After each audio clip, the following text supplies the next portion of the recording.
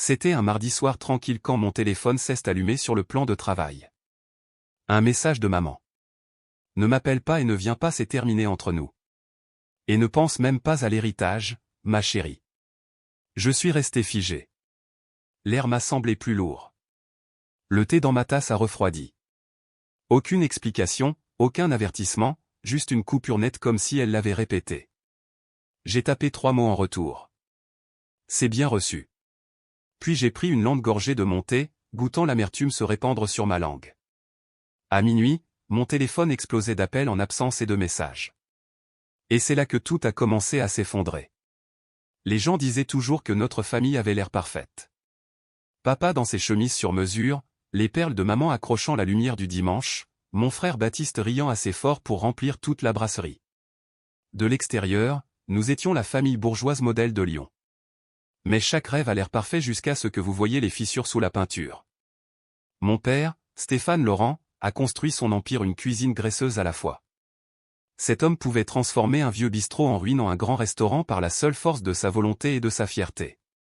Il était le genre de père qui croyait que le respect se gagnait par l'obéissance, pas par l'amour.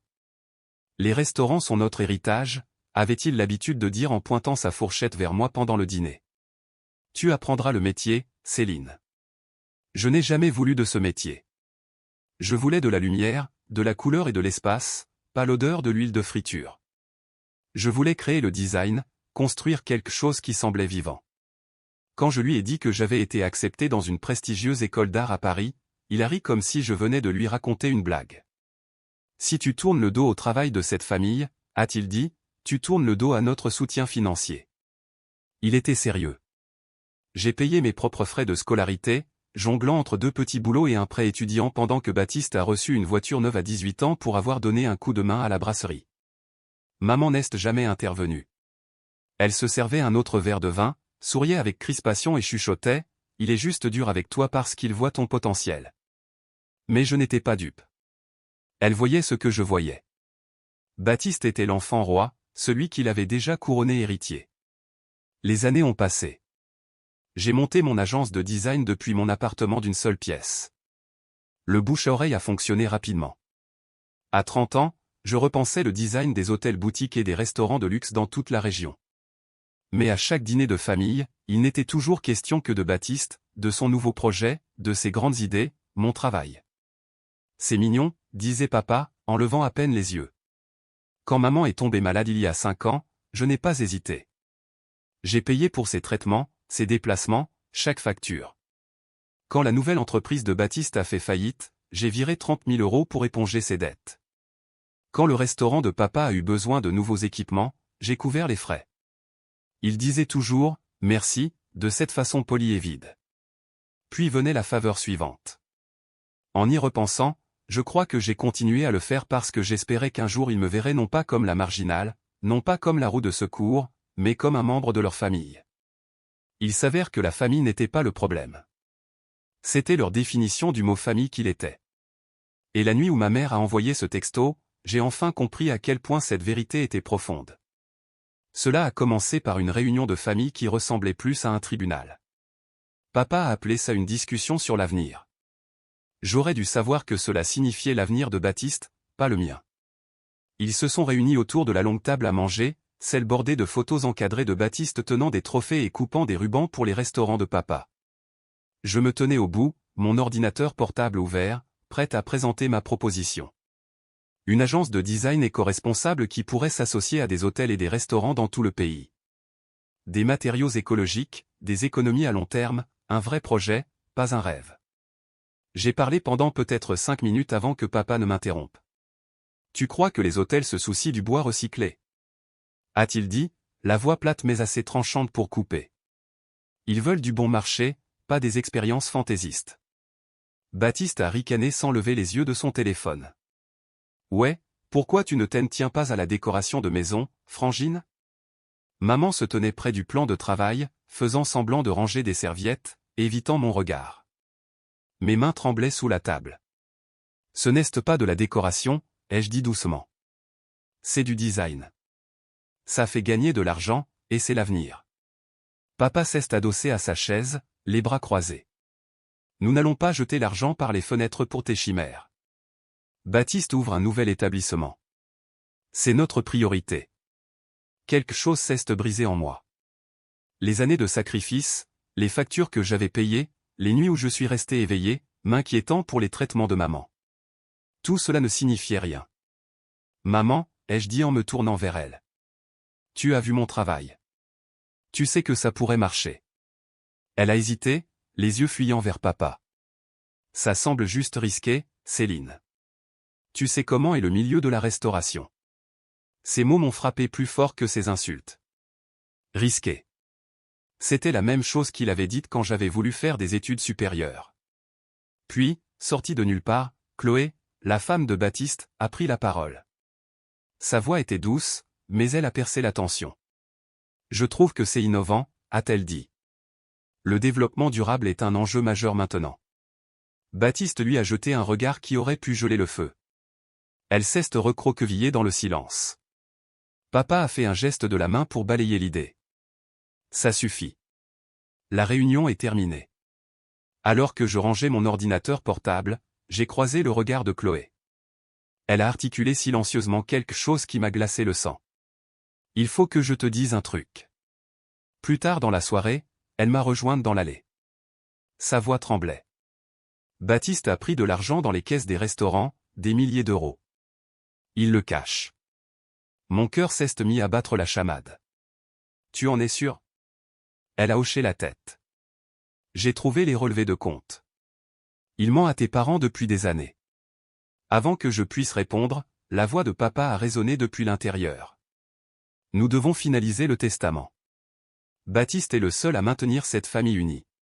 Maman a murmuré quelque chose de trop bas pour être entendu. Puis papa a repris, ferme et définitif, Céline fait sa vie de son côté. Elle ne se soucie pas de nous. Et juste là, dans l'obscurité de l'allée de mes parents, j'ai réalisé à quel point je m'étais trompé. La trahison n'était pas à venir. Elle avait déjà eu lieu. Le lendemain matin, mon téléphone a vibré avant le lever du soleil. Un nouveau message de maman. Ne m'appelle pas et ne viens pas, c'est terminé entre nous. Et ne pense même pas à l'héritage, ma chérie. Je l'ai lu 2 fois, puis une 3e fois. Les mots se brouillaient comme s'il était sous les hauts. Pendant des années, j'avais été celle qui faisait des virements pour les frais médicaux, les dettes de Baptiste et l'équipement des restaurants. Et maintenant, avec un seul message, j'avais été effacé. Je me suis assise sur le bord de mon lit, la ville encore à moitié endormie derrière ma fenêtre. Ma poitrine semblait vide, pas brisée, juste vidée. Le genre de silence qui survient après que vous ayez déjà épuisé toutes vos larmes. J'ai tapé 3 mots en retour. C'est bien reçu. Pas de point, pas d'explication, juste 3 mots. Puis j'ai posé le téléphone et j'ai marché jusqu'à la cuisine. La bouilloire sifflait doucement. J'ai versé le thé, la vapeur s'enroulant dans la faible lumière du matin. J'ai soulevé la tasse, pris une longue gorgée, et pour la première fois depuis des années, le silence ne m'a pas fait peur. J'avais l'impression de reprendre le contrôle. J'ai ouvert mon ordinateur portable. Mon application bancaire a clignoté en s'ouvrant. Un par un, j'ai tout annulé. Les paiements de l'hôpital de maman, supprimés. Les factures des fournisseurs des restaurants, annulées. Les prélèvements pour les prêts de Baptiste, bloqués net. Chaque clic résonnait dans l'appartement comme une porte qui se ferme. Je ne pleurais pas. Je ne tremblais pas. Je me sentais juste plus légère. Pour la première fois, mon argent ne nourrissait pas leur silence. Il achetait ma liberté. À midi, mon téléphone a commencé à sonner. Maman d'abord, puis papa, puis Baptiste. Je n'ai pas répondu. Je ne pouvais pas. Non pas parce que j'étais en colère, mais parce que j'avais enfin compris à quel point je leur avais donné du pouvoir. L'écran s'est rallumé. Un autre appel, puis un autre. Le soir venu, il y avait 20 appels en absence, 5 messages vocaux et une série de textos. Tu es en train de détruire la famille. Comment peux-tu faire ça à ta mère? Tu vas le regretter, Céline. Je n'ai pas répondu. J'ai juste retourné le téléphone face contre table. Quand l'horloge a affiché minuit, ça a recommencé. Une tempête de notifications vibrant et clignotant comme des feux d'artifice. Et alors que j'étais assise là, le thé refroidissant à côté de moi, j'ai réalisé une chose simple et brutale. Ce n'était pas moi qu'il voulait. Il voulait mon aide. La version de moi qui ne disait jamais non, qui payait les factures et permettait de garder les lumières allumées. Cette version de moi avait disparu. J'ai regardé par la fenêtre, la ville brillant d'une lueur dorée au loin. Quelque part, une alarme de voiture a hurlé, puis s'est tue. J'ai fini, elle chuchotait, pas pour eux, mais pour moi-même. Et pour la première fois, j'y croyais vraiment. Au matin, la tempête n'était pas passée. Elle avait seulement changé de forme. 37 appels en absence, 11 messages vocaux, des dizaines de textos empilés comme des menaces attendant d'être ouvertes. J'ai préparé mon petit déjeuner comme si de rien n'était. L'odeur du pain grillé remplissait mon appartement pendant que le téléphone continuait de s'allumer à côté de l'évier. Je ne l'ai pas pris jusqu'à ce qu'un message vocal de papa apparaisse avec le mot urgent. J'ai appuyé sur lecture. Sa voix était tranchante, autoritaire. « Tu dois arranger ça, Céline. Les restaurants ne peuvent pas survivre sans ton aide. Tu nous dois bien ça. » Oh. Le mot m'a frappé comme une insulte. J'avais couvert des centaines de milliers d'euros au fil des ans. Mes économies, mon travail, mon temps, et maintenant c'était une dette. Un autre message vocal. Baptiste, cette fois. Tu crois que tu peux juste partir comme ça. Tu es égoïste. Tu laisses maman en larmes. Puis la voix de maman, douce et tremblante. S'il te plaît, Céline, ne me fais pas ça après tout ce que nous avons traversé. J'ai pressé mes paumes contre le plan de travail, le marbre froid me ramenant à la réalité. Il ne cherchait pas le pardon. Il cherchait à reprendre le contrôle. À midi, Chloé a appelé. Sa voix était basse et pressante. Ils savent que je t'aille parler de l'argent, a-t-elle dit. Baptiste est furieux. Il essaie de faire croire que tu as tout inventé. Ne t'inquiète pas, lui ai-je dit. J'ai fini de me justifier. Cette nuit-là, je n'ai pas pu dormir. Je me suis assise près de la fenêtre, le téléphone brillant à côté de moi, les messages non lus s'accumulant. J'aurais dû les bloquer. Au lieu de cela, je les regardais arriver. Chacun d'eux était un rappel de leur désespoir sans mon soutien financier. À la fin de la semaine, j'ai accepté de les rencontrer, non pas pour me réconcilier, juste pour y mettre un terme correctement. Le café était l'un des rares endroits à Lyon où personne ne connaissait notre famille. L'air sentait les grains de café torréfiés et la pluie. Ils étaient déjà là quand je suis entré. Papa, les bras croisés. Maman, pâle mais digne. Baptiste, jouant nerveusement avec son téléphone. Chloé n'était pas là. Papa n'a pas perdu une seconde. Tu as provoqué un désastre, Céline, les factures sont en retard. Les fournisseurs menacent de nous poursuivre en justice. J'ai posé mon sac sur la chaise, la voix calme. Ce n'est plus mon problème. Baptiste s'est penché en avant, le sourire aux lèvres. Tu te crois supérieur à nous maintenant, n'est-ce pas? Juste parce que tu joues avec de la peinture et des meubles de luxe. J'ai soutenu son regard. Le design, Baptiste. Le mot que tu cherches est design. Il a ri en secouant la tête. Tu as toujours été théâtral. Tu adores attirer l'attention. Je l'ai coupé. Tu as volé les restaurants. Les mots l'ont stoppé net. Papa a froncé les sourcils. De quoi parles-tu? Chloé m'a tout raconté, ai-je dit. Les comptes cachés. L'argent qui a disparu. La mâchoire de Baptiste s'est crispée. Elle ment. Elle a trouvé les relevés bancaires, ai-je répondu d'un ton neutre. Et tu le sais. Papa s'est tourné vers lui, plissant les yeux. Est-ce que c'est vrai? Baptiste s'est levé brusquement. Tu la crois elle plutôt que moi. Elle est jalouse depuis le lycée. Ça suffit, ai-je dit doucement.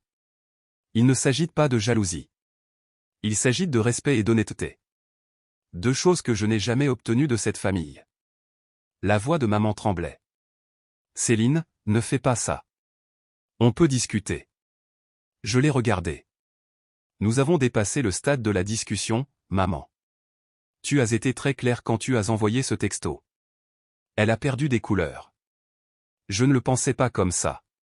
Tu as écrit, ne m'appelle pas et ne viens pas, c'est terminé entre nous. Et ne pense même pas à l'héritage, ma chérie. J'ai cité chaque mot, la voix assurée. Tu le pensais exactement comme ça. Le café était devenu silencieux.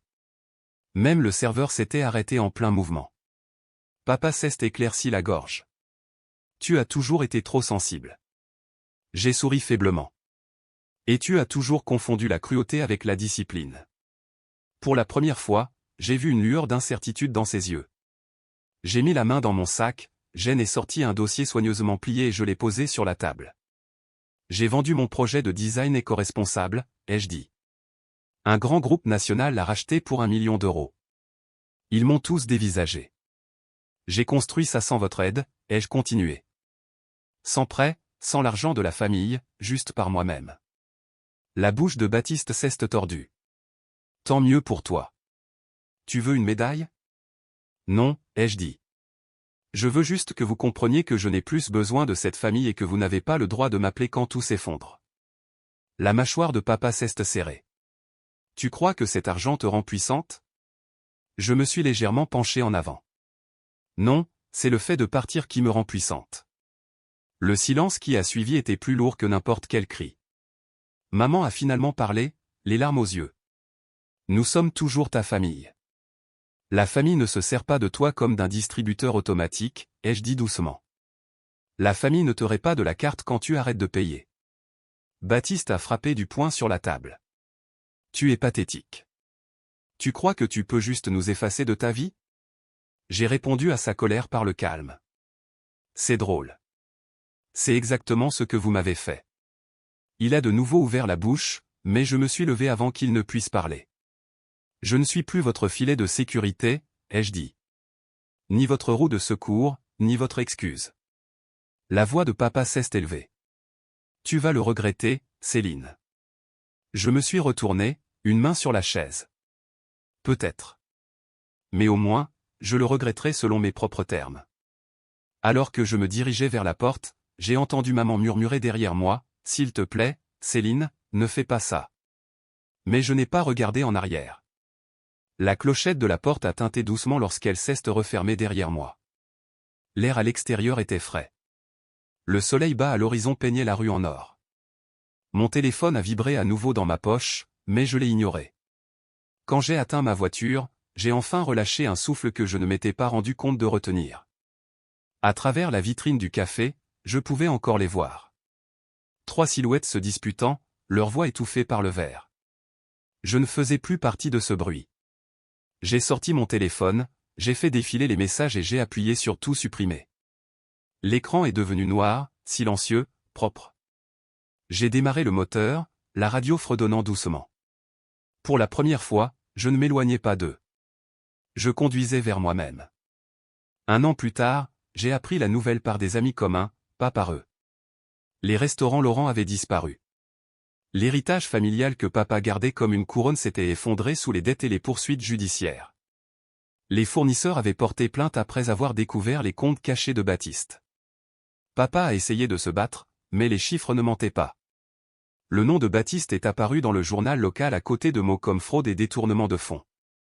Chloé l'a quitté tranquillement, déménageant à Genève avec leur fille. Maman et papa ont vendu leur maison et ont emménagé dans un endroit plus petit en dehors de Lyon.